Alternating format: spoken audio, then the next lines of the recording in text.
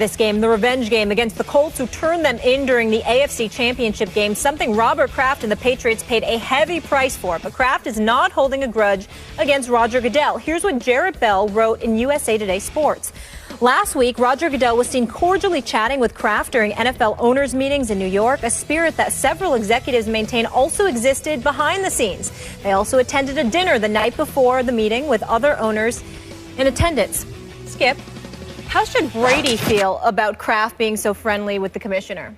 Stephen A., I believe that Tom Brady should be further infuriated about this relationship that has suddenly been rekindled just the way it was before.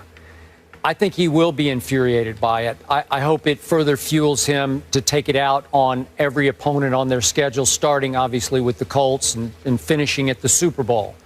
But this speaks again, and again, I'm a Brady supporter, so forgive me, Stephen A., for beating this potential dead horse here. But I still don't think Tom Brady is getting near enough credit for the fight he just fought against the NFL, against City Hall, and won, winning the right, obviously, to play the first 4 games of the season for which he was about to be suspended. Remember, his coach never supported him from the start. Bill Belichick basically said, don't look at me, ask the quarterback. I don't know anything about these footballs. Remember the little speech he gave? My cousin Vinny's speech? No, don't ask me. I don't know anything about that. You guys got to ask Tom about that. Wow. So don't blame me. Don't look at me. Don't accuse me. Accuse him if that's what you want to do. And then you recall what happened. Bob Kraft, again, for whom you have a lot of respect, so do I, went to the Super Bowl. The plane landed. He marched to the podium and said, I demand you will apologize to this franchise for what you have accused us of. And then you recall what happened at the league meetings in San Francisco back in May. Bob Kraft folded his tent and went home. He made his concession speech. I'm a league man, I'm paraphrasing, and I don't want to fight this anymore. And he accepted the $1 million penalty that they got, the fine, and the 2 draft picks. It's a significant punishment that he accepted.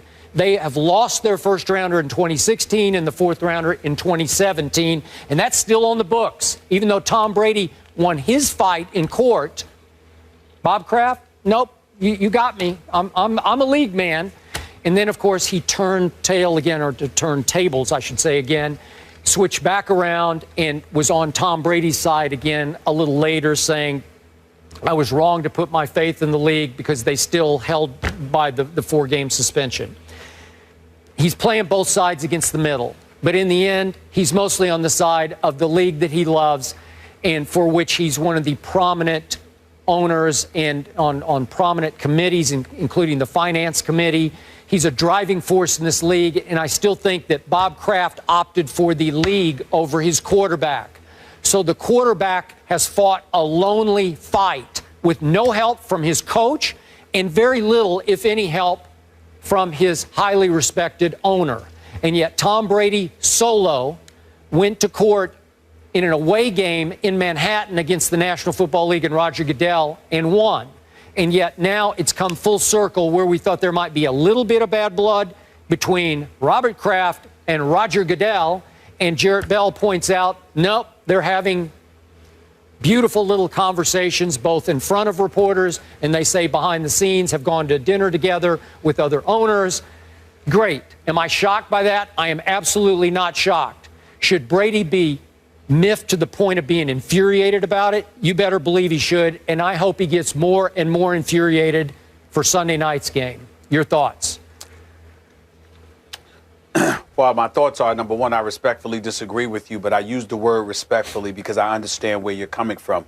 I just think you're missing something here. And in the interest of full disclosure, before I elaborate on that, let me say this. Robert Kraft is not only somebody I respect, I revere the man. I have a tremendous amount of respect for him. I think that his integrity is impeccable. I'm an admirer of his, and it doesn't matter what times we have to be critical of things that we see. It's just what we're seeing. But as it pertains to who this man is, what he stands for, I've had the distinct pleasure and honor of speaking to him one-on-one on several occasions. And my respect and admiration for this man cannot be measured. Let me be very, very open and honest in saying that. Having said all of that, Skip, I am of the mindset that you are overreacting to all of this, but rightfully so, because I think that what needs to be said here, this is just my personal opinion from an outside observer, because I've certainly never spoken to Mr. Kraft about this at all. It has never happened. I think we've all been hoodwinked. I think that the commissioner and the National Football League made it clear that for the sake of players and their complaints and some of the things they've said about competing against the Patriots and what have you, that it was made very, very clear to Mr. Kraft that, look, we have to do this. We have to be in pursuit of Tom Brady. You know what we're going to do. Just eat it up. We'll probably lose. It's much ado about nothing, but we have to go this route for the sake of the integrity of the league. I think the reason why it's easy for Robert Kraft to stomach Roger Goodell in the NFL league and how supposedly, fences amended and all of this other stuff is because I think, and not to mention the fact Tom Brady going through what he's going through, but still clearly having the respect and deference to Mr. Kraft that he does and to the Patriots as an organization. I think because Tom Brady was told, and I think because Tom Brady fully understands that Tom Brady had to go through this because the NFL has to make it look the part. I think at the end of the day, the NFL knows it doesn't have much of a case. It's not something that they could win. I think all along, something of that magnitude ended up happening. Now, to be clear to you, Skip, I didn't always feel this way. But watching things unfold, the federal judge, the holes in the Ted Wells investigation that if Skip can see and I can see, certainly Jeffrey Kessler and the NFL Players Association was going to see, along with all of this nonsense that's been going on. I think the only reason it's gotten to this point, I've recently drawn this conclusion, the only reason it's gotten to this point is because so many players have said they feel like they're at an unfair disadvantage against the Patriots because the Patriots seem to be knowing what they're doing and the Patriots seem to be cheating. It's not just about Spygate. You got to remember, it was like 5 or 6 tapes that we were told Roger Goodell had that was destroyed during Spygate. Yep. And then, as my caller Carlton in Massachusetts religiously reminds me, because he calls in every day, Skip, to complain about the Patriots. I've never seen anybody fixated on being negative about a team in my life the way this guy is.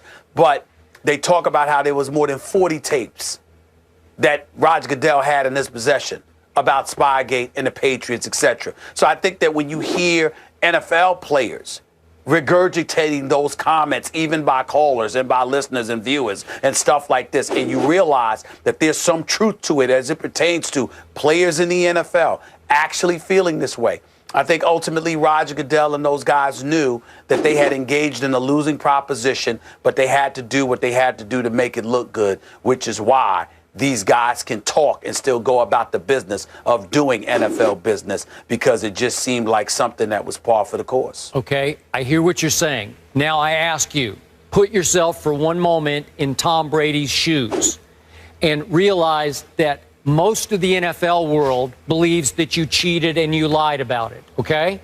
And your coach did not have your back from the start. He said nothing to have your back. Pretty significant, I think. And then your owner had your back, didn't have your back, then sort of sat on the fence and kind of had your back a little bit at the end. Really?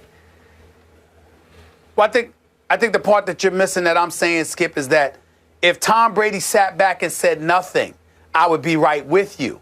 The problem is he still speaks about Mr. Kraft, just like he did last week. Yeah. He speaks about Mr. Kraft, the Patriots organization, and Bill Belichick in the same fashion he always has. So it just seems to me that something is going on internally where everybody's in on it but us. Okay. Where they know, all right, this is what we have to go through. Yep. I'm only getting that because of what I'm seeing transpire and the fact that I see a Tom Brady that's taking it out on opponents, but it's basically to validate his greatness to the viewing public. Excuse me, I'm still that dude. I'm still this 4-time Super Bowl champion. Let us not forget that. But outside of that, in terms of the nuances, like when we talk about him coming to New York to go to court, guess what, Skip? That's just the day he don't have to practice. That's just the day, a few hours that he don't have to be in training camp. He didn't miss anything. There's nothing that has happened during the regular season. Yeah, I mean, nobody likes to practice more than this we guy. understand that, but I don't. Listen. Well, everybody, listen, Skip. I don't know anybody that loves to work more than you do, but you still take a couple of days off for Ernestine or somebody every now and then. Don't you? I'm just saying, everybody takes a day off. You leave and I have to leave. Yeah. Okay. Well, you're right about that. Okay. Because I'll be damned if I'm not going to take my days off. You're right about that. I know you are. So here's the point. We saw recently, I can't remember what game it was, Brady ran on the field before the game and gave Bob Kraft a kiss on the cheek. I forget when it was, but that's they still have a very close relationship. Yep. I get that. Tom Brady will never say or do anything to hurt his team or his franchise. He is the model citizen quarterback in that regard. I will bet you, though, privately, not pleased with the way he hasn't been supported. Because I've heard some of these things from... You can say... Okay. And I get where you're getting it from. I understand that. What I'm saying to you is that I don't, even if you don't say something to hurt them, you could be quiet. He does seem to be the same Tom Brady. The relationship seems to be the same as it has always been.